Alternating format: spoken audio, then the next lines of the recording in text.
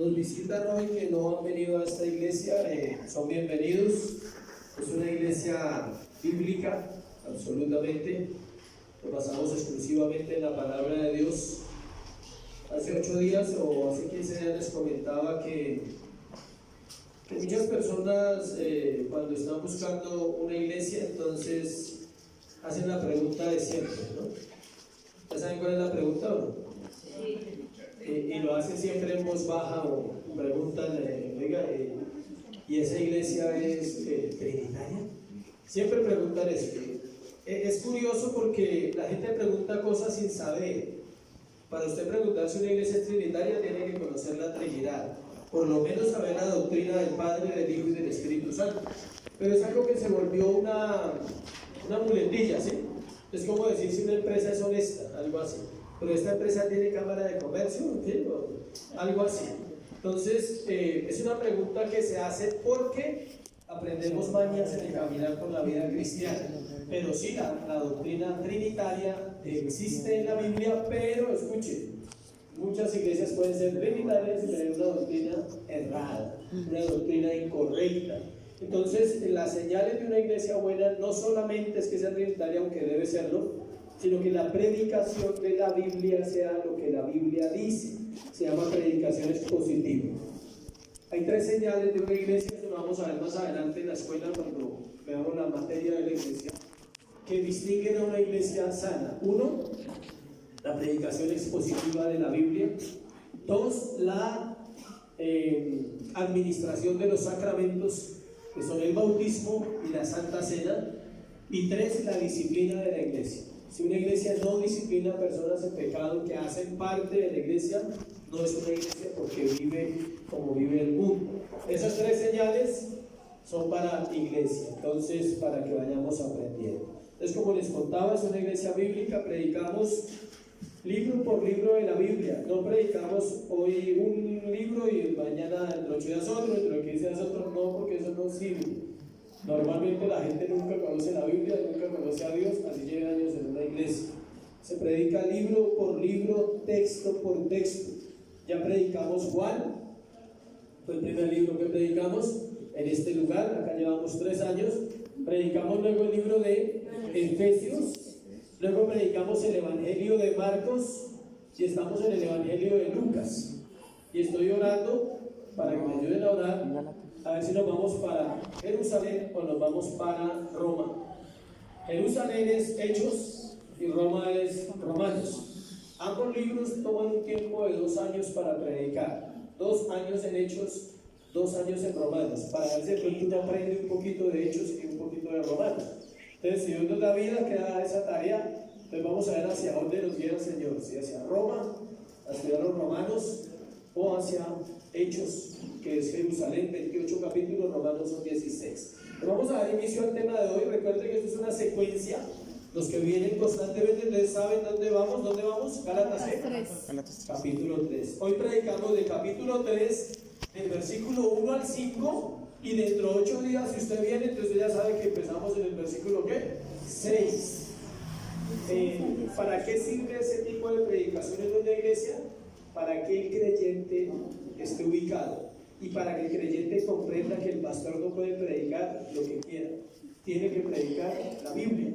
Entonces, en esa secuencia usted dice, él tiene que predicar dentro de 8 días, Gálatas capítulo 3, versículo 6, y a donde queremos vamos a continuar cada semana. Entonces vamos a Gálatas 3, versículo del 1 al 5. Dice la palabra: oh Gálatas insensatos, ¿quién os fascinó para no obedecer a la verdad, a vosotros ante cuyos ojos Jesucristo fue ya presentado claramente entre vosotros como crucificado? Esto solo quiero saber de vosotros: ¿recibisteis el Espíritu por las obras de la ley o por el oír con fe? ¿Tan necios sois? Habiendo comenzado por el Espíritu, ahora vais a acabar por la carne. Tantas cosas habéis padecido en vano, si es que realmente fue en vano. Aquel pues que os suministra el Espíritu y hace maravillas entre vosotros, ¿lo hace por las obras de la ley o por el oír con fe? Señor, te damos gracias en esta mañana por tu verdad, por tu palabra. Te pedimos tu ayuda, Señor, la ayuda de tu Espíritu Santo para exponer la Escritura y la ayuda del Espíritu Santo para entender la Escritura. Llena este lugar de tu presencia en los corazones. Revélanos la verdad de este texto y ayúdanos a comprender cada día más tu palabra y a obedecerla. En el nombre de Jesús. Amén y amén. Bueno, voy a hacer un poquito de resumen para los que pronto no han venido los domingos anteriores. Gálatas se conoce como la carta de la libertad cristiana. Ese es el tema general de la carta de Gálatas, la carta de la libertad cristiana. ¿Por qué? Porque ella hace un contraste entre la ley de Dios y la gracia de Dios, y nos enseña que la vida cristiana solo se puede vivir, ¿por qué? Por gracia y por fe. Que las obras que el cristiano haga, por más buenas que seas, no lo salvan. O sea, usted no es salvo porque sea buena gente.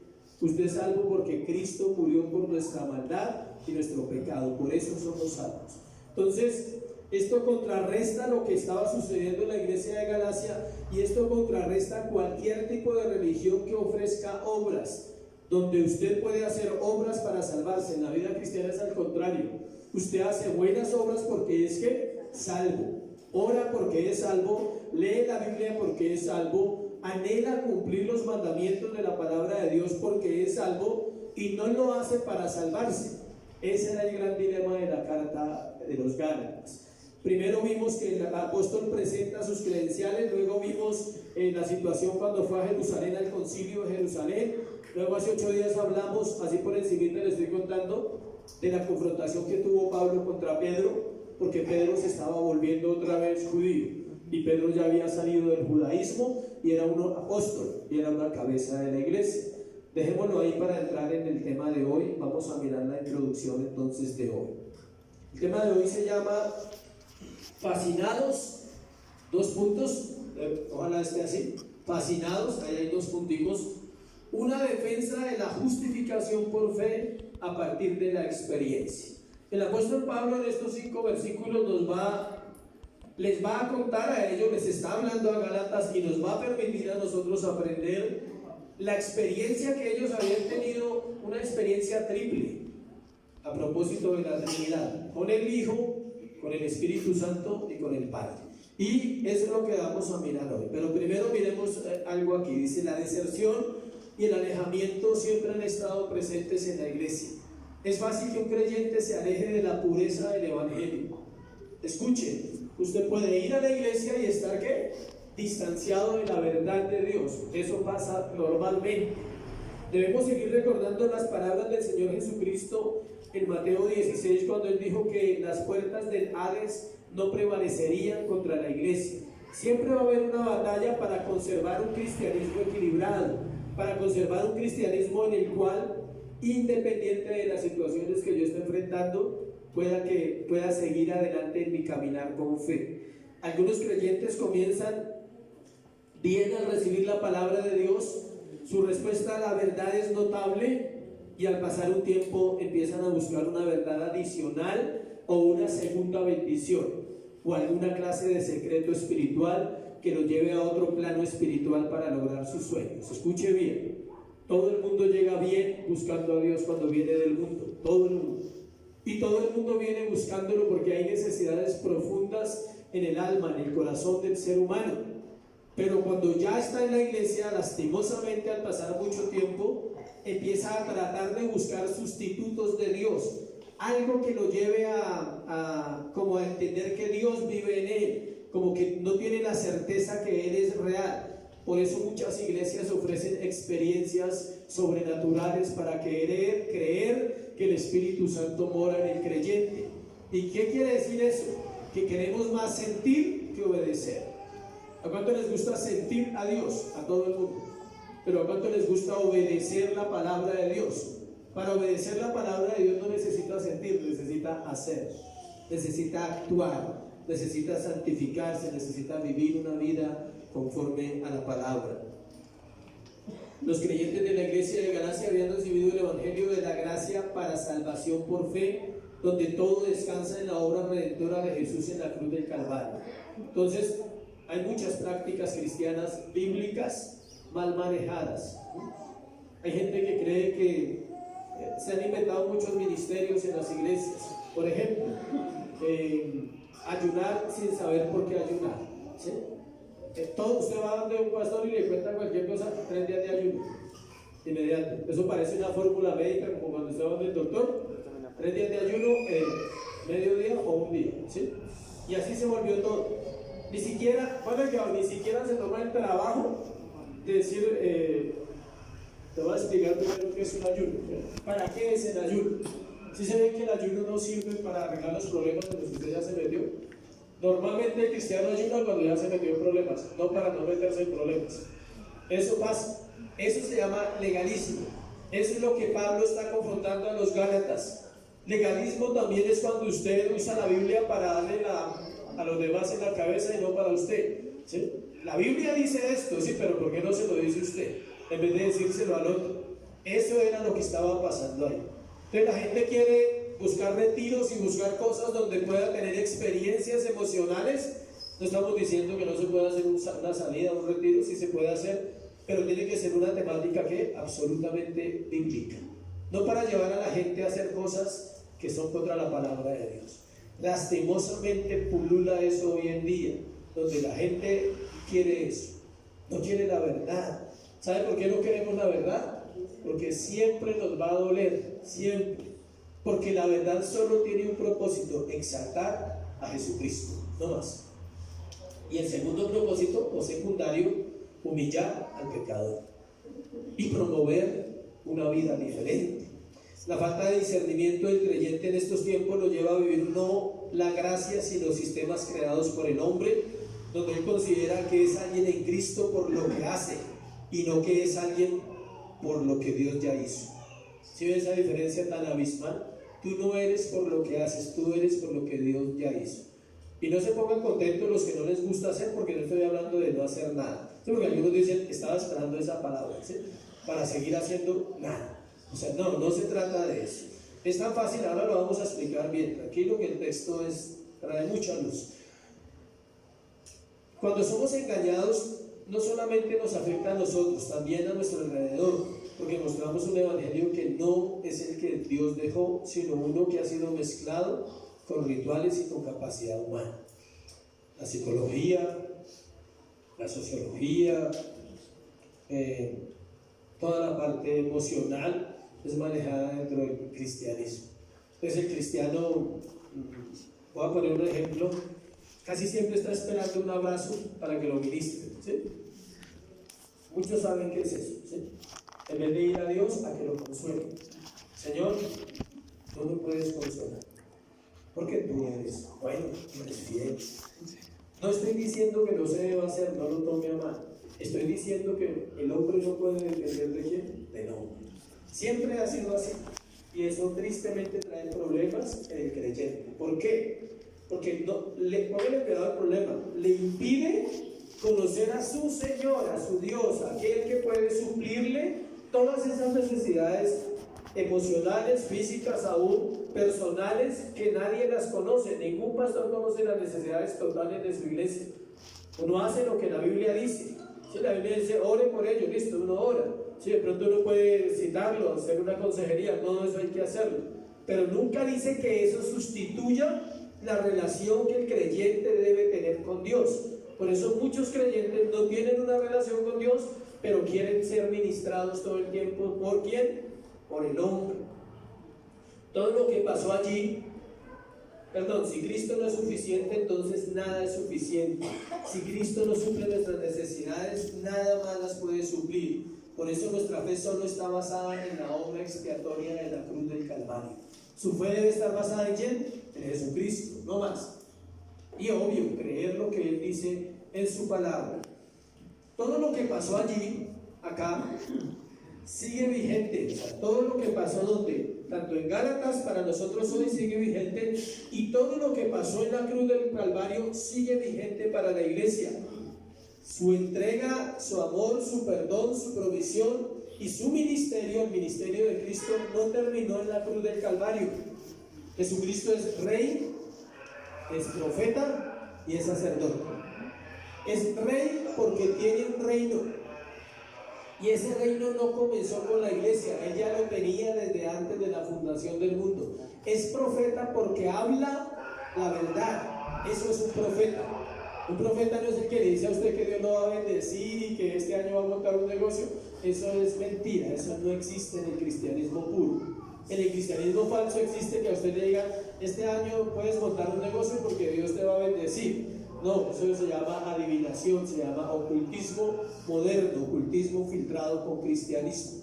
¿Sí? Yo sé que muchos se le han dicho eso y era, uy, o sea, esto está difícil, o sea que Dios no me puede bendecir. Sí, Dios bendice, pero qué bendición más grande que Cristo guiando el corazón del creyente. Es sacerdote, ¿por qué? Porque hizo la tarea sacerdotal, se puso por el pueblo y sigue ejerciendo ese ministerio en la eternidad. ¿Sí saben lo que dice la palabra, no? Que solo hay un intercesor entre Dios y los hombres, Jesucristo, hombre. Y Él sigue hoy, está sentado a la diestra del Padre y allí intercede por nosotros. Su ministerio es que eterno. En los capítulos 3 y 4 de la carta de Gálatas, Pablo defiende la doctrina de la justificación solo por fe. Y en este pasaje que vamos a estudiar hoy, lo hace desde la experiencia del creyente y luego lo hace desde la revelación de la Escritura. O sea, hoy vamos a mirar la experiencia que Pablo le dice a los Gálatas que ellos ya habían tenido con Dios. Aclaro algo antes de entrar en el sermón, esta era la introducción. Los Gálatas no se perdieron, los Gálatas no se condenaron, los Gálatas se corrigieron debido a lo que el apóstol Pablo les enseñó y ellos simplemente estaban desviándose, como le puede pasar a usted o le puede pasar a mí, y Dios nos guarda. Entonces vamos a mirar la experiencia desde 3 puntos de vista. 1, la experiencia con Cristo. 2, la experiencia con el Espíritu Santo. Y 3, la experiencia con ¿quién? Con el Padre en esos 5 versículos. ¿Listo? Entonces vamos a entrar de una vez a los versículos. Primer punto, la experiencia del creyente con Cristo. Versículo 1. Lea el versículo 1, dice: oh Gálatas insensatos, ¿quién os fascinó para no obedecer a la verdad, a vosotros ante cuyos ojos Jesucristo fue ya presentado claramente entre vosotros como crucificado? El apóstol Pablo le dice a la iglesia de los Gálatas, dice: ¿quién realmente los está engañando? Y les aclara, dice: ustedes ya conocen a Jesús. Por eso se entiende que ellos no se condenaron, ellos no eran personas perdidas, eran personas que salvas. Pablo no le está hablando a un grupo de personas del mundo como uno piensa.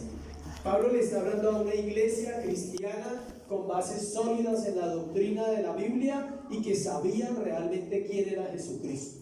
Pablo lleva 20 años de ministerio acá.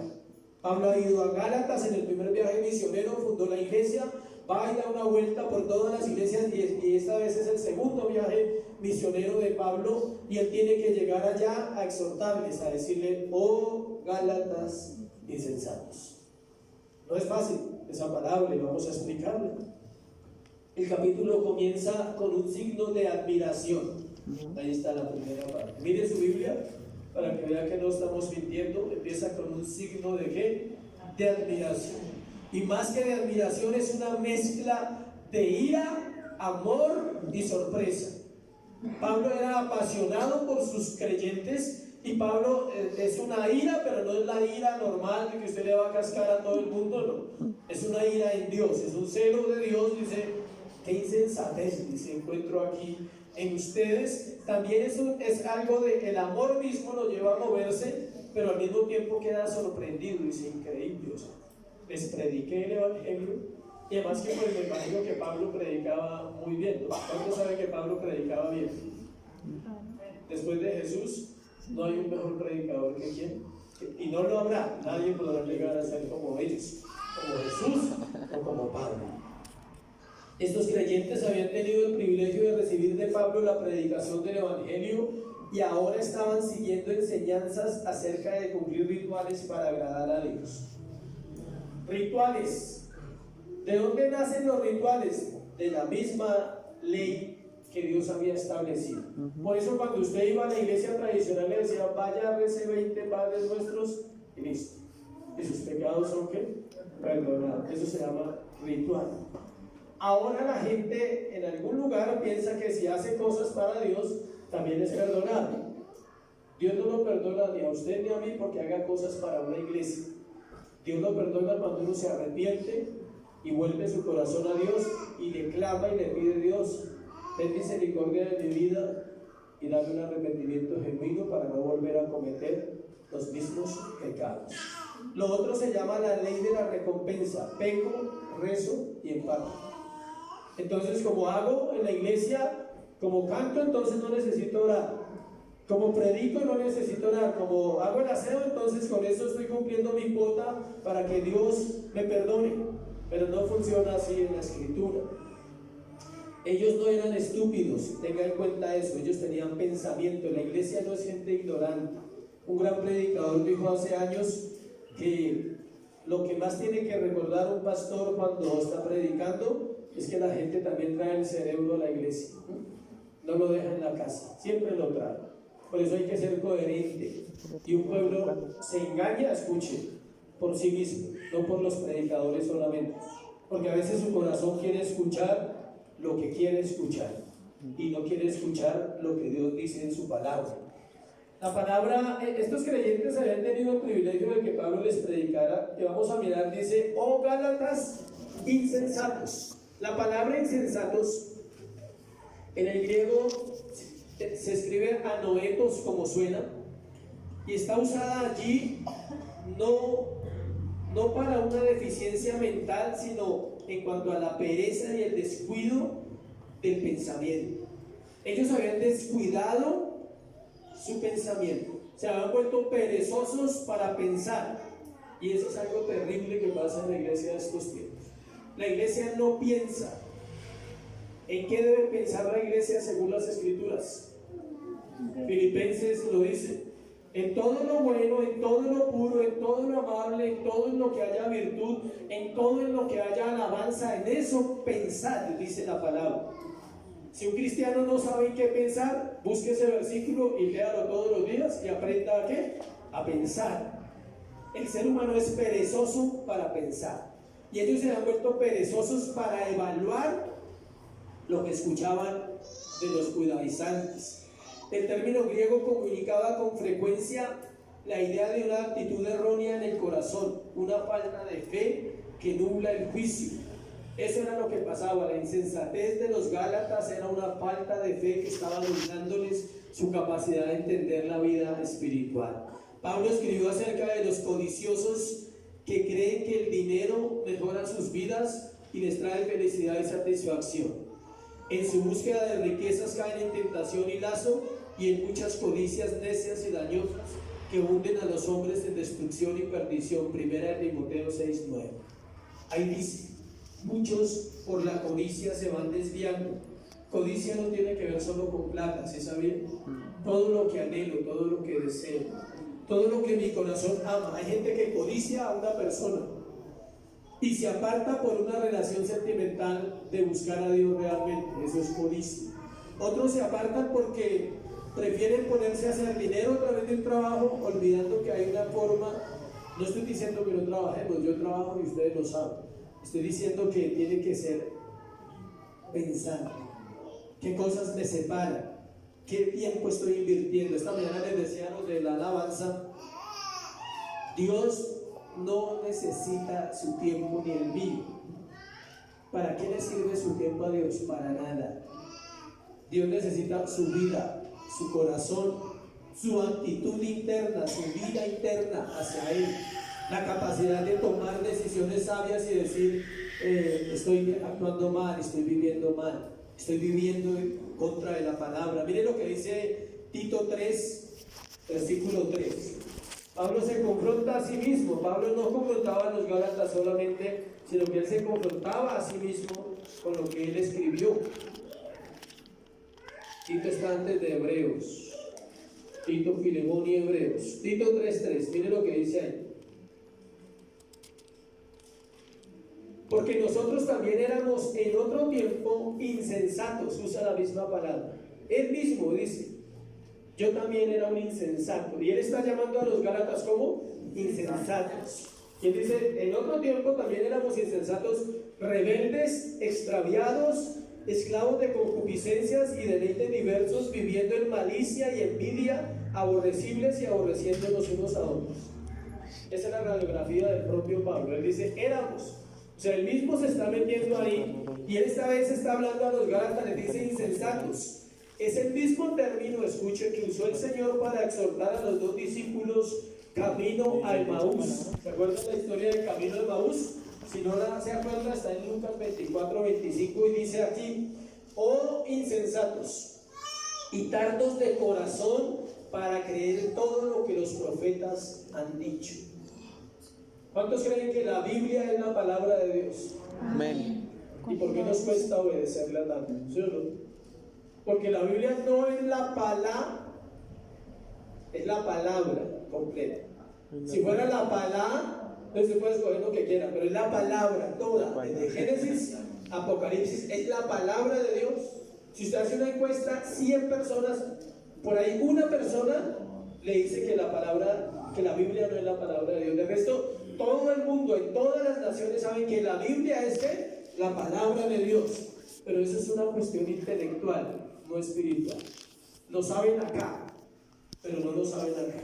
Porque cuesta decir, yo creo lo que dice la Biblia. Creo que debo separarme del mundo. Creo que no puedo vivir en pecado. Creo que debo hacer esto. Creo que debo hacer esto otro. Porque tengo un sustento bíblico. La Biblia lo dice. El problema de los discípulos era igual al de los Gálatas, el de los que iban camino a Emaús. No era un problema mental, escuche, era un problema espiritual. Usted aquí puede saber que Cristo murió por usted. El problema es que espiritualmente usted responda a esa verdad. Ellos habían olvidado lo aprendido y ahora estaban buscando verdades nuevas y volviendo a sus antiguas prácticas. La vida cristiana no se inicia ni se vive basada en buenos sentimientos o inclinaciones positivas, sino sobre el fundamento de la verdad de Dios en Cristo. Es que me gusta la música tanto de esa iglesia, dice la gente. Sí, pero no le gusta la Biblia, no obedece la Escritura. A usted le puede encantar la música de una iglesia, le pueden gustar los sermones de una iglesia, pero eso no alcanza. Se necesita obedecer la palabra. No es que allá me siento bien. Hay gente que dice, no, es que yo me siento bien allá y no me gusta ir a otro lado. No es de cómo se sienta, es de cómo vive. Usted se puede sentir bien 2 horas y vivir mal toda la semana. ¿Sí sabe que a muchos les pasa eso? 2 horitas se sienten felices. Tremendo. Y en la semana usted le pregunta el martes, ¿de qué hablaron el domingo? ¿De qué fue lo que hablaron? No se acuerda. Porque es acá. No llega acá. Tiene que llegar acá. La palabra tiene que ir quedando. La palabra es poderosa. Ella es la que va transformando el corazón del creyente. Los cristianos que se apoyan en sus propias emociones y no en el contenido de las Escrituras están condenados a ser niños fluctuantes, llevados por doquier de todo viento de doctrina, por estratagema de hombres que para engañar emplean con astucia la artimaña del error. Efesios 4:14. Todo el que se deja llevar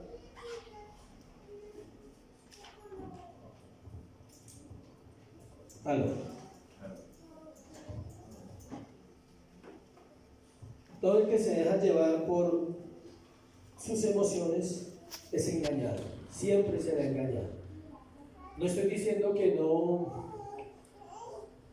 el mundo sea malo donde se predica, no, estoy diciendo siempre déjese guiar. ¿Por qué? Por la palabra de Dios. Siempre que juzga, la persona que se deja basar por las emociones, siempre que juzga una idea, la basa en lo bien que lo hace sentir o lo bonito que suena, y no en la armonía que debe tener con la Biblia. ¿Sí me explico? Hay gente que basa en lo que escucha. No, pero chévere, estuvo bueno, o sea, eso hay que hacerlo, o sea, todo lo que dice, pero no mira si lo que se está diciendo, lo que se está predicando es conforme a la Escritura, si tiene armonía con la Biblia, si está lo uno con lo otro. La salvación es un hecho, La santificación y la renovación del creyente es un proceso. Esa es la diferencia. La salvación ya sucedió. Si alguien es salvo aquí, ya sucedió. La santificación no. Esa no es un hecho, ese es un ¿qué? Proceso. Romanos 12, 1, 2. Un clásico de la Biblia que debe saberse todo creyente, por lo menos, si no es de memoria, por lo menos saber dónde está. 12, del 1 al 2. Así que, hermanos, os ruego por la misericordia de Dios que presentéis vuestros cuerpos en sacrificio vivo, santo, agradable a Dios, que es vuestro culto racional. No os conforméis a este siglo, sino transformados por medio de la renovación de vuestro entendimiento, para que comprobéis cuál sea la buena voluntad de Dios, agradable y perfecta. ¿Quiere comprobar la voluntad de Dios a través de su palabra? Necesita renovarse. ¿Cuándo? Todos los días. El cristiano que no ora, hay que dudar de su cristianismo.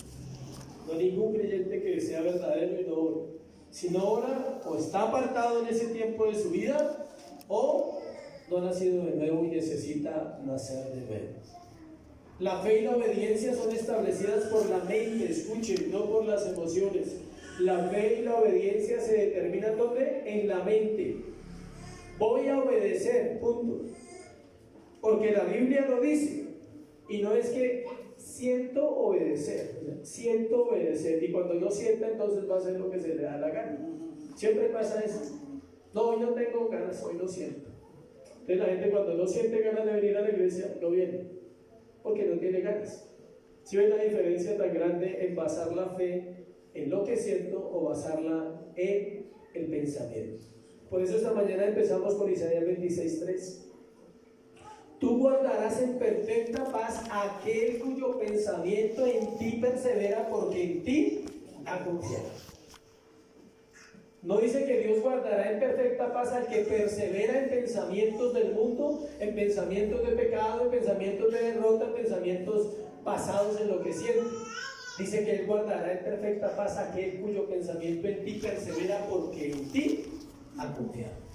Es una confianza plena de que estoy sintiéndome de cierta manera, pero la Biblia dice algo diferente para mi vida. Y aquí lo aplicamos ¿a dónde? A los conflictos emocionales con los demás. ¿Estás triste? ¿Por qué? Porque alguien falló. ¿Listo? Es normal. Pero la Biblia dice: consolaos en mí. Volved a mí. Dice: venid a mí. Todos los que trabajados y cargados, y yo os haré descansar. Entonces, si tuvo una situación difícil, vaya a Dios, descanse y viva bajo ¿qué? La palabra. Y no se quede con el bulto que no puede llevar. Amén. Sin embargo, la vida cristiana no es una aventura emocional repleta de sentimientos agradables y experiencias maravillosas. Chévere que fuera así, ¿no? Debe ser tan bacano que toda la vida fuera así emocional. Es antes que nada la búsqueda de la verdad de manera humilde, con el fin de vivir bajo esa verdad obedientemente. Esa es la vida cristiana. La vida en Cristo no es una vida desabrida ni carente de gozo, pero lo cierto es que el gozo y la felicidad y la satisfacción, escuchen, son resultados secundarios de una vida dedicada a conocer y obedecer la verdad. Muéstreme una persona obediente y le muestre una persona llena de gozo y de paz. Muéstreme un desobediente, un rebelde, y es una persona que va a tener problemas siempre. Siempre va a tener problemas. En sus relaciones, en su vida laboral, en cualquier cosa se van a manifestar. Si no los tiene, tranquilo, los va a tener más adelante. No se preocupe por eso que eso llega, ¿sí? Porque son leyes que Dios no negocia con nadie. Son principios establecidos por Dios. Acontecerá que si oyeres atentamente la voz de Jehová tu Dios para poner por obra todos los mandamientos que yo te mando hoy, vendrán sobre ti todas estas bendiciones y te alcanzarán. Deuteronomio 28 del 1 al 15. Y empieza una serie de bendiciones que siguen vigentes. Pero en el 15 aparece el pero. ¿Cuántos saben que los peros no son buenos? ¿Me puede hacer un favor? Sí, pero. De una vez uno dice: no, este no puede hacer un favor. Pero. Usted puede llegar temprano. Sí, pero. El pero anula. Le dice: pero acontecerá que si no oyeres la voz de Jehová tu Dios para poner por obra estos mandamientos, vendrán sobre ti estas maldiciones y te alcanzarán. Entonces Dios deja la bendición, deja la maldición, pero nunca, escuche, Nunca he visto una persona obediente que viva mal. Y es muy difícil ver un desobediente que termine bien. Son leyes de la vida. Después de esta corta explicación de la insensatez, veamos lo que dice Gálatas otra vez en el versículo 1 para terminar ese punto. Oh Gálatas insensatos, que nos fascinó para no obedecer a la verdad, a vosotros ante cuyos ojos Jesucristo fue ya presentado. La otra palabra que usa él ahí es, encontramos otra palabra que es necesario explicar para entender este pasaje, y se llama fascinados o fascinar. Viene del griego vaskaino con K, así como suena B larga, vaskaino, que significa encantar de manera engañosa por medio de lisonjas, promesas falsas o poderes diabólicos. Había una fascinación en lo que ellos escuchaban. ¿Por qué? Porque era más fácil decir, mate un cordero, preséntelo a Dios y Dios lo santifica, a decir, perdone a su prójimo. Eso era lo que era la diferencia. Por eso Jesús viene y quita toda la ley. No la quita, sino, o sea, no la anula, sino le enseña al cristiano cómo que vivirla. Ellos estaban escuchando un mensaje que les encantaba porque llegaba a sus emociones, pero no eran conducidos a un entendimiento de la verdad. Aquí no se refiere a brujería, le aclaro, ¿no? Porque el término fascinación también tiene que ver con eso. Ellos no fueron embrujados, ellos fueron engañados por su propio corazón. Y esto pasa cuando se descuida la vida de comunión con Dios y su palabra. Ayer pasé por un sitio donde hay una iglesia que maneja la adivinación, y es impresionante la mano de gente que sale.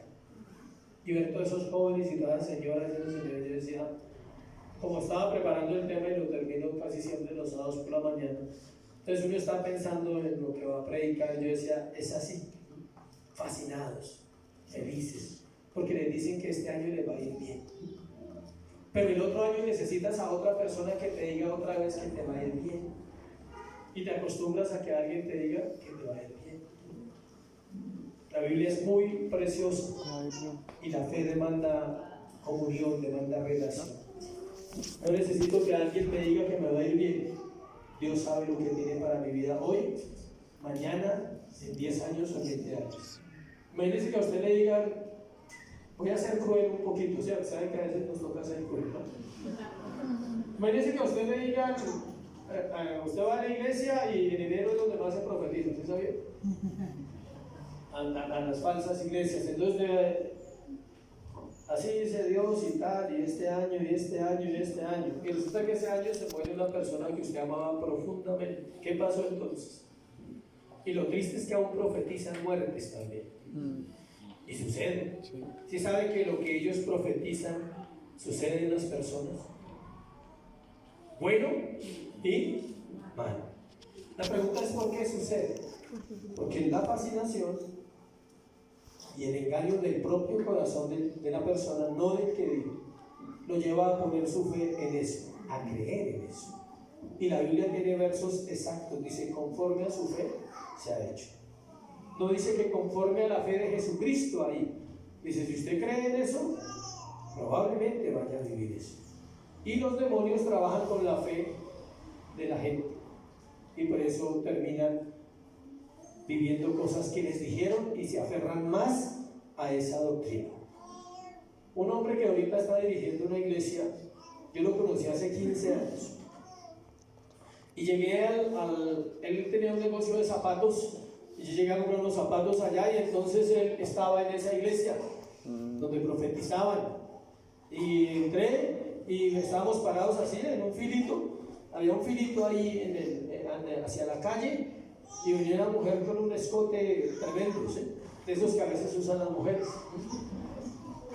Y estábamos los dos parados así, y yo le estaba pagando, y él miró hacia alrededor y dijo, uy, tremenda tentación.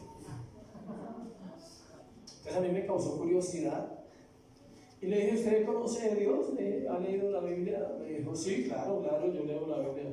Le se nota, le dije, porque solo las personas que leen la Biblia hablan de tentaciones y de todo eso. Es un lenguaje que solo usted no escuchará al hombre mundano decir, uy, tremenda tentación. No, él mira y ya, ¿sí? Pero él tenía un poquito. una noción de algo de la escritura. Pero si yo voy a tal lugar y tal, y yo de una lo confronté y le dije, le tiene que buscar una iglesia buena, ese es un lugar incorrecto, la profecía no se maneja así. Me dijo, ¿y entonces cómo es? ¿Él quiere aprender? Me dijo, sí, mañana vengo. Al otro día vine y me senté con él y le expliqué según las escrituras, en Deuteronomio, en Jeremías, en Ezequiel, cómo era el proceso profético y la diferencia entre el don profético, el oficio profético, la unción profética, todo eso que la gente no sabe. Y él se volvió a Dios, ¿listo? Y empezó su proceso. Entonces, él, ahora que estamos juntos, nos acordamos y le digo, ¿y si se le cumplieron las promesas o no? Me dice, no fue nada. Eso que él le dijeron que le iba a ir muy bien en el negocio y al año lo cerró, terminó endeudado. Pero Dios fue bueno con él. No toda la gente logra salir de esos sitios. Pero ¿qué tiene que ver eso para cerrar acá? Tiene que ver cuando nos apartamos de Cristo. Miren lo que dice el versículo 1 al final. Dice, ante cuyos ojos Jesucristo fue ya presentado claramente entre vosotros como crucificado. No se aleje de la cruz. Viva cerca de la cruz. ¿Cada cuánto debes ir a la cruz? Todos los días. El apóstol Pablo dijo, a diario muero, a diario crucifico mi carne y mis deseos. Entonces cada vez que te sientas que estás dudando de Dios, de la palabra, de su plan, dile, llévame a la cruz, al lugar donde yo debo estar presente cada día para conocerte. Segundo, la experiencia del creyente con el Espíritu Santo, versículo 2 y versículo 4. Versículo 2 dice, esto solo quiero saber de vosotros, ¿recibisteis el Espíritu por las obras de la ley o por oír con fe? ¿Tan necios sois? Habiendo comenzado por el Espíritu, ahora vais a acabar por la carne. Tantas cosas habéis padecido en vano, si es que realmente fue ¿qué? En vano. Antes de seguir ahí, Pablo usa 5 o 6 preguntas en 5 versículos. Él está preguntándole a ellos porque él mismo les había enseñado, les dice, no entiendo, Señor. Les prediqué a Cristo crucificado y ya no se acuerdan. Y ahora les dice, esto solo quiero saber de vosotros. Él les dice, cuéntenme la verdad. Yo solo quiero saber. La pregunta que si recibieron el Espíritu por las obras de la ley o por el oír con fe. Debo aclarar lo siguiente. Cuando Cristo viene a morar en una vida, escuchen, esas personas reciben inmediatamente el Espíritu Santo. Doctrinalmente es así, bíblicamente es así. La persona recibe al Espíritu Santo cuando Cristo viene a morar por él. No son dos momentos diferentes como a veces pensamos. Usted no necesita ir a ningún lugar para recibir al Espíritu Santo. Él viene a morar en el creyente cuando Cristo viene a vivir en él.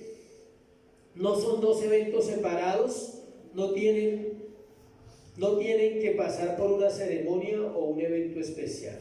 Es Dios en su plenitud morando en el creyente, no por partes, que un día vino Cristo, otro día vino el Espíritu Santo y otro día volvió Cristo y otro día vino el Espíritu Santo. ¿Sí sabía que a veces pensamos eso? No hay un revestimiento de poder, de nada. El que tiene al Espíritu Santo lo tiene desde el día que fue salvo hasta la eternidad, y el que no lo tiene, pues no lo tiene. Y el que lo tiene, escuche, él no se va nunca de la vida de nadie, que es otro error. Todos aprendimos mal. Yo en algún momento llegué a pensar que el Espíritu Santo se iba de una vida, pero entendí con las Escrituras que no. ¿Por qué? Ustedes mismos me van a responder. ¿Cuál es el regalo que Dios ofrece a través de Jesucristo? No, ¿hay una cuál? La vida eterna, dice. La Biblia lo dice. Yo le doy respuestas de la Biblia, no lo que yo pienso. Esta es la vida eterna, que te conozcan a ti, a Jesucristo, a quien has enviado. Y dice que Él vino para darnos ¿qué? Vida eterna. Entonces, el regalo que Dios ofrece a través de Cristo se llama vida eterna. Si es eterna, no se pierde, no se puede acabar. Si se acaba, entonces no es eterno. Entonces, cuando la gente piensa que el Espíritu Santo se va y que esa persona por eso se fue al mundo y está en pecado y está viviendo una vida separado de Dios, es difícil. Lo más probable es que esa persona no haya conocido a Dios y no lo haya tenido. Escuchen, hay excepciones a la regla. Y si lo conoció y está en el mundo, no podrá estar por mucho tiempo. Tendrá que volver, porque Cristo mora en su corazón y el Espíritu Santo mora en esa vida. Porque Cristo no es un legalista y el Espíritu Santo tampoco. El legalista es el cristiano, el que cree que el que se le sienta al lado es menos santo que él, o más pecador, digámoslo así. Me acordé de un caso en una iglesia donde un hombre cayó en adulterio y entonces lo disciplinaron y lo separaron de la iglesia y ya pasó el tiempo, como 3, 4, 6 meses. Ahí llegó otra vez el hombre que había fallado y había uno de los que servía, y entonces el hombre llegó y se sentó en la primera silla, el que había fallado se sentó en la primera silla, y el otro pues él estaba en su servicio, siempre sirviendo en la iglesia, así como el hermano mayor del hijo pródigo, bien religioso, de esos que son religiosos. Y subió del pastor y le dijo: pastor, hay una situación que quiero comentar. Yo no entiendo cómo ese pecador está ya sentado en la primera silla. Y el pastor le dijo: así como usted, pecador, se puede sentar en la primera silla. O sea, no pasa nada. ¿Saben cómo somos tan capaces de juzgar livianamente, pensando que el Espíritu Santo tal vez se fue de esa vida y no lo puede restaurar? En esto es difícil sacar juicios y sacar conclusiones. El Espíritu Santo es el regalo que evidencia el favor de Dios sobre una vida. Es un adelanto de su presencia. Primera de Juan 4:3. Miren lo que dice Primera de Juan. Dice: en esto conocemos que permanecemos en Él y Él en nosotros, en que nos ha dado su Espíritu. Se lo repito: en esto conocemos, dice Juan, que permanecemos en Él y Él en nosotros, en que nos ha dado ¿qué? Su Espíritu. Después de que Dios da el Espíritu Santo a una vida, a un creyente, escuche, jamás el Espíritu Santo se va de su vida. Lo procesará, lo perdonará, lo animará, lo exhortará, le traerá convicción de pecado, puede que falle, se equivoque, pero el Espíritu Santo no es quieto, es una persona, es la tercera persona de la Trinidad, y Él insistirá, porque Dios no es un perdedor. Y no puede ganar el hombre en esa tarea, Él va a ganar. Hay muchos ejemplos para poner, y si la persona no quiere, Dios se encargará que quiera. Tiene hartas formas, tiene muchas maneras de hacerlo. Jonás no quiso ir a predicar a Nínive. ¿Tenía el Espíritu Santo? Claro, Jonás, el profeta. Ve a Nínive, porque esto y porque lo otro. Y el bendito fue a donde quiso, a Tarsis. Y luego dice: clamé yo en mi angustia y Jehová me oyó. ¿Cómo le hizo entender la verdad? A través de meterlo en un pez 3 días, ¿no? Y la pregunta es: ¿usted necesita un pez 3 días para entender? Mucha gente ha sido quebrantada. Job dice: de una manera y de otra manera habla Dios, y aún en la enfermedad habla Dios. Nunca el hombre podrá salirse con la suya. Estoy hablando de hombres y mujeres con el Espíritu Santo en su corazón. Era lo que Pablo le estaba diciendo a Gálatas. Le dice: ustedes tienen al Espíritu Santo, no comprendo en qué momento se dejaron fascinar, en qué momento se dejaron convencer, no entiendo en qué momento ustedes se salieron del caminar genuino con Dios y ahora van a acabar ¿por dónde? Por la carne. Ninguna persona puede tener al Espíritu Santo antes de la salvación, ni carece de su presencia constante después de la salvación. Le repito esa frase: ninguna persona puede tener al Espíritu Santo antes de la salvación, nadie lo tiene, ni carece de su presencia constante después de la salvación. No es que Él se fue, no. Se contrista, que es diferente por su pecado, y se apaga. Dice la Biblia: no apaguéis el Espíritu Santo. O sea, la Biblia lo compara, no es que Él sea una llamita, sino lo compara como fuego, como una llama en el corazón del creyente. Y también se contrista. ¿Por qué? Porque somos desobedientes. Acompáñenme a Hechos 19:1-6 para entender otro poquito sobre esto. Hechos 19:1-6.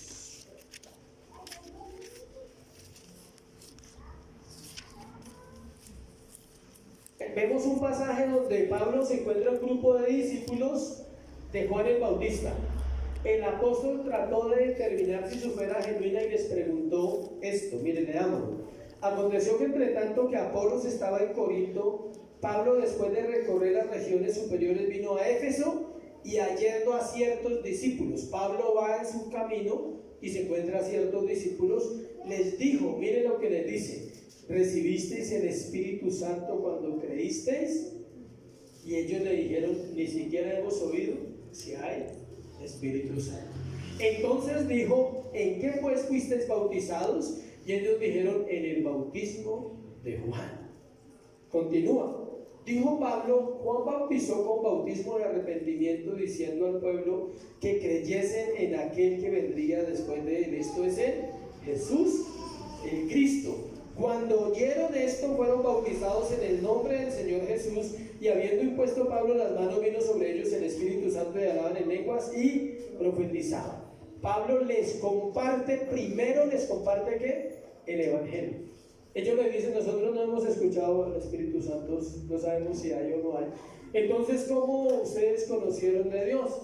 No, nos hablaron del bautismo de Juan. Y Pablo les dice, sí, el bautismo de Juan era para arrepentimiento. Dice, pero todo apuntaba ¿hacia quién? Hacia Cristo. Juan era el que anunciaba que Cristo había de venir. Entonces, ¿cuál es el orden? Se predica el Evangelio, Cristo obra en el corazón del creyente y viene a morar ¿quién? El Espíritu Santo. No se necesita una experiencia adicional o alguien que ore por mí para que sea lleno del Espíritu. Y ustedes preguntarán, pero Pablo oró por ellos. Sí, porque Pablo era un apóstol y tenía señales de Dios, le habían dado señales para que Dios se manifestara en esa época para fundamentar ¿qué? La iglesia. Y termina, volvamos a Gálatas, ¿dónde estamos? Esto solo quiero saber, dice, si recibiste el Espíritu por las obras de la ley o por el oír con fe. El Espíritu Santo no es la meta de la vida cristiana, mire esto, sino la fuente. Él no es la meta para alcanzar. El que es cristiano ya lo tiene, no necesita alcanzarlo. Él es la fuente a la cual usted acude para recibir todo lo que necesita. Él no es el producto de una vida fiel, sino quien sustenta una vida fiel. ¿Sí ven? Él no es el producto de una vida fiel. O sea, Cristo no viene a una vida porque es fiel 20 años en la iglesia y a los 20 años dice, ahora te voy a ungir. No funciona así. Él sustenta una vida ¿qué? Fiel. O sea, Él es el sustento de esa persona que es ¿qué? Fiel. Un nivel de vida más alto no trae al Espíritu Santo tampoco. Más bien, el sometimiento al Espíritu Santo, quien ya mora en el creyente, trae un nivel de vida superior. ¿Sí? ¿Cómo estamos tan equivocados y tan contrariados? Y pensamos que hay que buscarlo.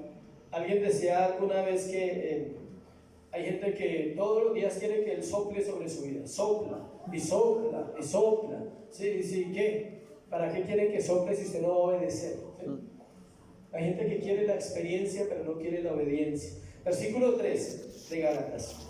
Tan necios sois, habiendo comenzado por el Espíritu, ahora vais a acabar con la carne. Después de haber recibido el Espíritu Santo, ahora quieren mejorar su vida con rituales y obras que para nada aprovechan. Vamos a Santiago capítulo 2, versículo 14. Santiago 2.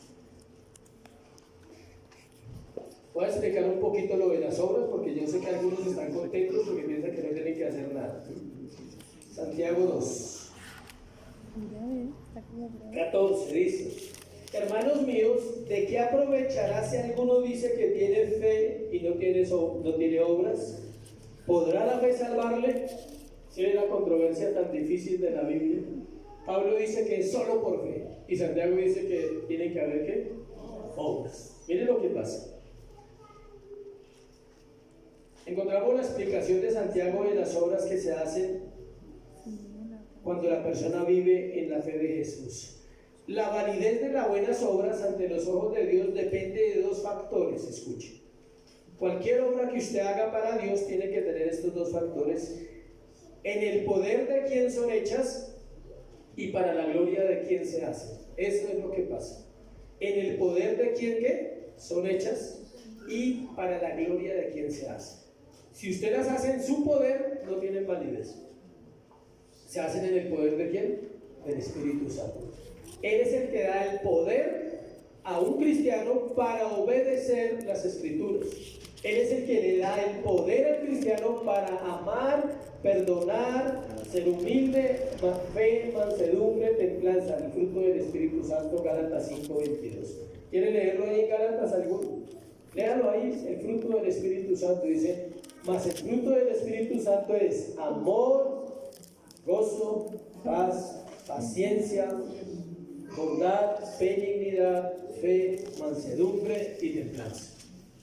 Si un cristiano tiene eso, no lo tiene por sí mismo, lo tiene por el poder del Espíritu Santo. Entonces, toda obra de amor que haga, la hace en el poder de Dios. Y toda obra que hace en el poder de Dios es para glorificar a Dios. No para que la gente diga, uy, ese man tan buena gente. Era terrible y ahora cambió, ¿sí? Ahora es buena gente. Esa era re chismosa y ahora es re prudente. Así, hay gente que habla así, uy, esa era terrible, se vestía y ahora se tapa. Cosas así. Esos frutos no son producidos por el hombre ni por la mujer, son producidos por el poder del Espíritu Santo. Y esos frutos que usted y yo logramos evidenciar ahora siendo creyentes, glorifican a Dios realmente. Pero si usted algo lo hace para buscar su propia gloria, ahí no está actuando el poder del Espíritu Santo, sino el poder suyo. Todo lo que glorifica a Dios es olor agradable para Él, y todo lo que glorifica al hombre es abominación a Dios. Les recuerda que si lo que han vivido en Dios, entonces es en vano. Pablo les dice, entonces es en vano todo lo que ustedes han hecho. Y así le pasa al creyente. El creyente va bien, ha creído, ha perseverado, ora, estudia, ha dedicado tiempos, años a Dios, y de un momento a otro se desvía. Entonces la pregunta, ¿es en vano todo eso que usted hizo? O sea que usted un día creyó y ahora ya no cree, un día oró, ahora ya no ora, un día estudió la palabra, ya no la estudia, ¿es en vano? ¿Usted cree que eso se puede perder? No. Dice la Biblia que la obra en el Señor no es que en vano. Nunca. Dios siempre hará. Tercero y último. Volvamos a Gálatas. La experiencia del creyente con el Padre, la experiencia del creyente con el Hijo, la experiencia del creyente con el Espíritu Santo y ahora la experiencia del creyente con el Padre. La tercera experiencia se relaciona con el Padre. Y miren la frase, aquel. Nomás ahí ya uno dice aquel. ¿Quién es aquel? El Padre, porque ahí dice que os suministra el Espíritu. El que da el Espíritu Santo es ¿quién? El Padre. Él lo prometió a través del Hijo. Él dijo, yo me voy, pero vendrá el Consolador. Dice, el Padre os enviará ¿a quién? Al Espíritu Santo. ¿Quién envió al Espíritu Santo? El Padre. Y él dice, el Padre, aquel pues que os suministra el Espíritu. Antes de la ascensión del Señor Jesucristo, Él anunció a sus discípulos que no se fueran de Jerusalén, sino que esperaran la promesa del Padre. Hechos 1:4. Véanlo por favor conmigo. Hechos 1:4. Estando juntos les mandó que no se fueran de Jerusalén, sino que esperaran la promesa del Padre, la cual les dijo, oísteis de mí. ¿Sí ven? Ahí está explicando claramente quién hizo la promesa, el Padre. ¿Quién envió el Espíritu Santo? El Padre y el Hijo, pero aquí estamos hablando del Padre. Suministra, la palabra suministrar significa proveer en abundancia con gran generosidad. Se usaba para aquellos que patrocinaban las obras del teatro griego. Acuérdense que estamos en un contexto griego. Siempre vamos a hablar de esa cultura.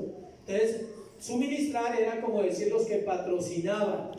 Alguien que patrocinaba totalmente la obra, daba la ropa, los vestidos, le pagaba a los actores. Eso era alguien que suministra. Entonces, eso es lo mismo que hace Dios con el creyente. Él es el que suministra o da la presencia del Espíritu Santo. Dios es quien nos suministra y hace maravillas entre ellos. Dice, aquel pues que suministra el Espíritu y hace maravillas entre vosotros. Vamos a aclarar ese término de maravillas. Es curioso que aquí la palabra maravillas se traduce en el griego dunamis, que es el mismo que se usa para dinamita, dunamis, de ahí viene la palabra dinamita. ¿Quiere decir qué? Poder. el que suministra y hace cosas poderosas, podríamos decir. Él usa la palabra maravilla, pero en el griego significa ¿qué? Poder. Se usaba dice, y se refería al poder que ejerce Dios sobre Satanás, sobre el pecado, sobre el mundo y sobre la carne para guardar al creyente. O sea, ¿cuáles maravillas le está diciendo Pablo a los Gálatas que Dios había hecho con ellos? Uno, los había sacado de la oscuridad de Satanás y los había traído a la luz admirable de Cristo. Dos, dice que también se refería al pecado, o sea, les había perdonado los pecados y los estaba santificando. Tres, los había sacado del mundo y ahora pertenecían a la iglesia. Y la carne, había matado su naturaleza pecaminosa y ahora tenían una naturaleza ¿qué? Nueva. Cuando uno habla de maravillas piensa que es que Dios le va a pagar el arriendo mañana. Sí, a veces la gente dice, no, un milagro. No, Dios manda a trabajar. No hay que trabajemos. Trabajen y crean a Dios que Dios puede proveer para su casa un trabajo, una provisión siempre vendrá del Señor. Pero ese tipo de milagros que cuando yo de pronto alguna vez tuve esa fantasía, les tengo que confesar, siendo nuevo. Yo pensaba que un día me iba a salir y me iba a encontrar una maleta llena de plata y que Dios me iba a bendecir. Claro, como uno viene de esa vida tan rara, ¿sí? Bien rara, entonces yo a veces oraba y decía, Señor, gracias porque tú me vas a bendecir. Pero mi mente, carnal totalmente, se imaginaba la escena, decía, de pronto me encuentro algo, de pronto me encuentro una plática, ¿sí? Uno llega a tener esos pensamientos sí. Y uno se ríe, pero es así. Yo sé que aquí más de uno lo ha tenido, pero le da pena levantar la mano y uno le va a preguntar. ¿Sí? Si le digo sinceramente, levante la mano, ¿quién ha pensado que le va a aparecer algo de dinero por ahí debajo del colchón cuando no lo guardó? Y no creer ese tipo de milagros. En el viaje me pasó algo curioso. El que hicimos hace poco que salimos a descansar. O sea, es muy raro salir a descansar, pero salimos. Se me perdió la argolla del matrimonio en el mar. Eso fue el martes. Fuimos a una isla y yo nunca me cambio esa argolla de dedo, así se dañe por el cemento, por el pegacor, por lo que sea, ¿sí? Mi esposa me dice que tengo que quitármela. Y llevo 10 años, lleva ahí 10 años. Y ese día me dio por ponérmela en este dedito chiquito, porque tenía los dedos hinchados. Y me la puse ahí, fuimos, ¿no? Cuando yo llegué a la casa y no la dije, uy, la argolla. Y yo di por sentado que se me había perdido. Y bueno, fue un proceso ahí en mi mente, en mi corazón. Yo dije, tocó renovar, bueno, por un lado. Pero siempre queda el vacío de la parte emocional, decir, el valor sentimental, todo eso. Pero bueno, no íbamos a dañar el paseo por la argollita. Fue como el viernes o el sábado. El viernes. Yo la busqué por todo lado, llegué a la casa, ya la busqué en la pantaloneta, en la billetera, en el maletín, en todo lado, y no tenía el recuerdo si me la había quitado o no me la había quitado. Y en un video que hicieron ahí, que estaba cogiendo una langosta, yo la tenía puesta, y dije, mira, ahí está puesta, pero ahí no nos habíamos metido al mar. Y entonces yo dije, no, mínimo se me salió y quedó en el mar. Y bueno, hasta dijimos, bueno, que alguien se la encuentre y bueno, ya la dimos por perdida. Y el viernes me puse la misma bermuda que tenía el martes y estaba en un bolsillo de la chiquitica, estaba allá. Pero yo había hablado con ellos y les dije, aprendí una lección, que las cosas nunca se pueden mover de su lugar. Esa fue la lección que aprendí con ese episodio. O sea, no la podía mover de aquí a acá porque se puede perder, aunque no se me perdió. Pero ¿para dónde voy con la historia? Dios no la puso ahí, simplemente nunca la boté. ¿Sí me explico? No, usted puede decir, milagro, apareció. No es así. O sea, no somos tan emocionales ni tan espirituales para ese tipo de milagro. Simplemente no la boté, estaba ahí en el bolsillo y no la requisé bien y ahí está. A eso me refiero cuando se habla de maravillas. Maravillas no son ese tipo de cosas que a ustedes sucedan aquí, no. Maravillas se refiere a las cosas que usted y yo ni siquiera alcanzamos a comprender. Cómo Cristo remueve el pecado de una vida. Eso es un misterio. Cómo Cristo hace de un impío un hombre santo. Como Cristo hace de una mujer perdida, de una familia destruida, una restauración para que hoy en día sea una familia. Y lo vemos aquí en la iglesia y lo hemos visto en muchos casos. Como el hombre puede ser fiel a su esposa, aunque batalle en esa área, cómo la mujer puede ser fiel a su esposo, cómo se puede ir guiando a los hijos en el temor al Señor, cómo se puede ir aprendiendo una vida diaria con Dios, cómo. Es una maravilla, es poder, es el poder del Espíritu Santo, es el poder de Cristo, es el poder del Padre. Son los tres obrando en la vida del creyente, porque esto es una tarea conjunta, ¿sí sabía? No, yo ya hice lo mío, así como la iglesia, yo ya hice mi parte, haga usted la suya. ¿Sí? No, yo ya barrí, ahora usted trapié. O sea, no, ellos no son así. Si hay una unidad total, es en la Trinidad. El Padre, le voy a explicar cómo hace la obra, ya para terminar, cómo hace la obra Dios en las personas. Uno, el Padre atrae con cuerdas de amor, dice Oseas. El Padre atrae con cuerdas de amor. Y el libro de Juan dice que nadie puede venir a Cristo si no es atraído ¿por quién? Por el Padre. O sea, la primera acción para que una persona venga a la salvación en estos tiempos de la iglesia que estamos viviendo es que el Padre lo atrae con amor. La segunda acción es que el Hijo lo salva o le manifiesta la salvación porque ya lo salvó. ¿Dónde? En la cruz del Calvario. Le hace manifiesta esa salvación. Y lo tercero, el Espíritu Santo lo empieza a santificar. ¿Sí ve tan perfecta esa unidad de ellos tres? Le repito, el Padre lo atrae. ¿Cuál? Lo dice Juan. El Hijo le manifiesta una salvación que ya estaba, porque esa persona ya es salva, solo que no sabía, está perdido y necesita que se le manifieste que hay un Cristo que lo amó en la cruz del Calvario y murió por sus pecados y se entregó allí por él. Y el mismo Cristo, escuche, pone la fe para que esa persona crea y empieza a entender cosas que antes no entendía de la vida espiritual. Y por último, el Espíritu Santo, quien es el que mora, digamos, más activamente en el creyente. Él es el que empieza a trabajar todos los días. Él es el que hace posible que usted hoy comprenda verdades de la Biblia. Él es el que hace posible que adoremos, que le honremos, y Él es el que está presente en esta era de la iglesia. Efesios 3:20. Hay un antiguo de Efesios.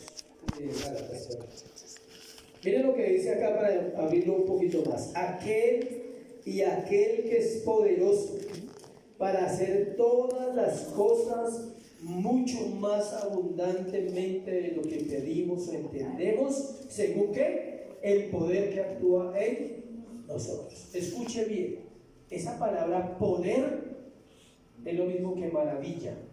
En griego es la misma palabra, dunamis, la misma palabra que se usa en Gálatas 1:5 para hablar de maravillas, que en griego significa dunamis. Es la misma en griego que pusieron acá en la Biblia original antes de traducirla, que significa poder. Se podría decir que todas las cosas mucho más abundantemente de lo que pedimos entendemos, según el dunamis que actúa en nosotros. ¿Sí? Se refiere a esas maravillas. Dice que hace cosas mucho más abundantes de lo que pedimos. ¿Qué le pide usted a Dios constantemente? Muchas cosas. Y Él hace más, porque Él hace las cosas que usted no ve y que yo no veo. Hace en su carácter, hace en su interior, hace en su mente, hace en su corazón para llevarlo a ser un verdadero creyente. Segunda de Corintios 12:9, tenemos otro ejemplo, donde también aparece la palabra dunamis, hablando del poder. 12:9. Y me ha dicho, bástate mi gracia, porque mi poder se perfecciona en la debilidad. Ahí también la palabra poder significa lo mismo. O sea, le está diciendo, bástate mi gracia porque mi dunamis se perfecciona en la debilidad. Hago maravillas en los débiles, hago maravillas en aquellos que reconocen su incapacidad de salvarse y vienen a mí con un corazón dispuesto para que yo les ayude. El martes vimos las bienaventuranzas en el discipulado, estamos estudiando, y hay una que dice, bienaventurados los pobres de espíritu, porque de ellos es el reino de los cielos. Quiere decir, se lo defino, aquel que se declara en bancarrota espiritual delante de Dios y le dice, no puedo. ¿Qué no puedes? No puedo ser santo, Señor, te voy a ayudar. No puedo amar, te voy a enseñar a amar.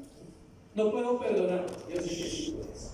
Cristo en ti lo puede hacer para que tú perdones. ¿Sí ven? Ese es el tipo de poder de Dios. No es que la gente tiembla y se cae y grita, ese no es el poder, eso es un engaño. ¿Sí? Hay gente que chilla, llora y patalea y se cae y llega a pecar. Y no es libre jamás. El poder es ese entendimiento en el corazón de decir, no puedo. ¿Cuántas veces he escuchado la canción que dice, te debo ganar? Me cansé de luchar, me cansé de pelear. Hago a un lado las armas en las que confiaba y te dejo ¿qué? Ganar. ¿Sí ven? Es eso. ¿Cuáles armas? ¿Cuál es su confianza? ¿Su trabajo es su confianza? Esa no tiene fuerza. El trabajo no tiene fuerza para salvar a nadie ni para proveerle a nadie. Es temporal. ¿Cuál es su confianza? ¿Su salud? Hagan a un lado y díganle, Señor, mi salud depende de ti. ¿Cuál es su confianza? ¿Su esposo? Puede fallar. ¿Su esposa? Puede fallar. ¿Sus hijos? Fallan todo el tiempo. ¿Sí? Entonces, ¿cuál es su confianza? El poder de Dios. El poder que tuvo para salvarnos y para redimirnos.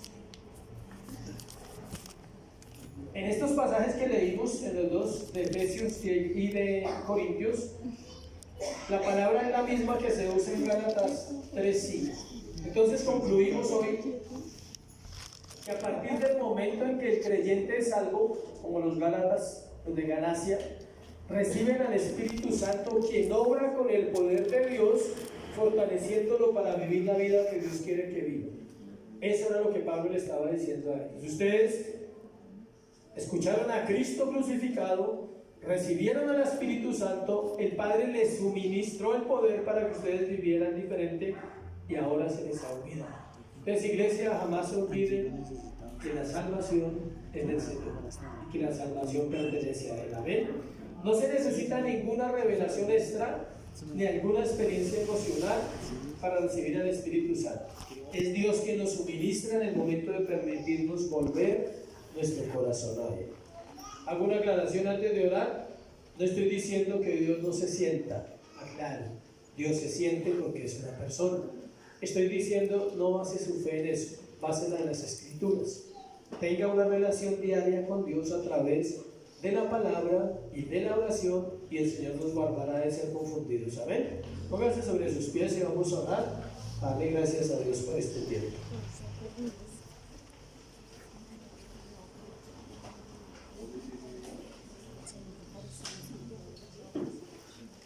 Y al final oramos por la ofrenda. Señor, te damos gracias por tu palabra y tu verdad. Gracias por la oportunidad que tenemos hoy de escuchar tu mensaje. Te pido que nos guíes, nos ayudes, Señor, que nos enseñes tu camino. Gracias por las personas que vinieron hoy. Guarda sus corazones y guarda la palabra en ellos, Señor. Llévanos bien a casa. Anhelamos conocerte no solo el domingo, sino anhelamos que tú vivas en nuestro corazón. Si alguien no te conoce, Señor, hoy revélate a su corazón. Hoy trae vida en el nombre de Jesús. Trae vida por el poder de la palabra. Abre su entendimiento, abre sus pensamientos y llévale a confiar en ti, a creer que tú eres poderoso, Dios. Poderoso para salvarnos del infierno, para perdonar nuestros pecados, poderoso para amarnos siendo débiles y para seguir haciendo la obra que tú empezaste un día en nosotros. Te amamos, Jesús. Te amamos porque tú nos amaste primero. Tómate un momento para darle gracias por lo que estás viviendo esta semana, por lo que ha pasado, aún por lo que pueda pasar esta semana que viene. Dile gracias. Quiero confiar en ti esta semana. Quiero desde hoy, Señor, poner esta semana que inicia en tu presencia y pedirte lo único que yo puedo pedirte, Señor, hágase tu voluntad esta semana en mi vida, en mi casa, en mi esposa, en mis hijos, en la iglesia, Señor. Gracias por tu provisión y gracias por suministrarnos constantemente la presencia del Espíritu Santo. Te amamos y te bendecimos en Cristo Jesús. Amén.